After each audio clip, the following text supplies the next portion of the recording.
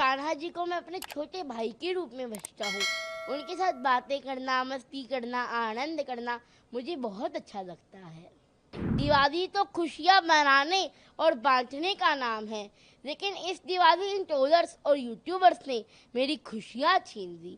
बाल व्यवस्था में तो गलती हो ही सकती है ना।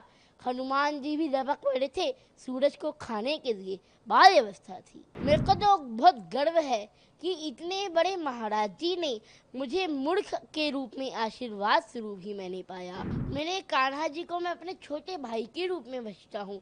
उनके साथ बातें करना, मस्ती करना, आनंद करना मुझे बहुत अच्छा लगता है।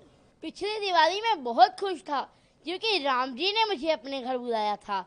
मैंने अपनी आंखों से दीपोत्सव देखा था। अयोध्या जी में वर्ल्ड रिकॉर्ड बना था और आप सबको भी दीपोत्सव दिखाया था। लेकिन दिवाली तो खुशियाँ मनाने और बांटने का नाम है, लेकिन इस दिवाली इन ट्रोलर्स और यूट्यूबर्स ने मेरी खुशियाँ छीन ली। पर कोई बात नहीं, आप सबको दिवाली की हार्दिक शुभकामनाएं और इन सब यूट्यूबर्स और ट्रोलर्स को भी हैप्पी दिवाली।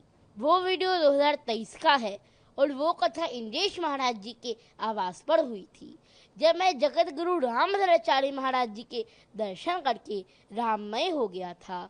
और मेरे को मंच की गरिमा नहीं पता थी कि यहाँ पर चुप रहना है, साइलेंट रहना है, और मैंने राम जी के नाम का जयकारा लगा दिया था, जिससे मंच की गरिमा भंग हो गई थी। तब मैं 8-9 साल का था। अरे 8-9 साल के बच्चे से तो गलती हो ही सकती है ना।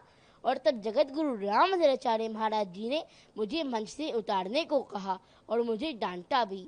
लेकिन ये किसी ने नहीं डाला कि जगत गुरु रामभद्राचार्य महाराज जी ने उसके बाद मुझे अपने रूम में भी बुलाया था। अरे बाल व्यवस्था में तो गलती हो ही सकती है ना। हनुमान जी भी लपक पड़े थे सूरज को खाने के लिए, बाल व्यवस्था थी। उन्होंने मुझे मूर्ख कहा। मेरे को तो बहुत गर्व है कि इतने बड़े महाराज जी ने मुझे मूर्ख के रूप में आशीर्वाद स्वरूप ही मैंने पाया। अरे महाराज जी की डांट में तो आशीर्वाद छिपा हुआ होता है, प्रेम छिपा हुआ होता है। महर्षि वृद्धराज जी को भी तो उनके गुरु ने मूर्ख कहा था। तो बाल व्यवस्था में तो गलती हो ही सकती है। तो मुझे पता चल गया कि मेरी बाल्टी खाली है और इसमें अभी बहुत कुछ अंदर जा सकता है।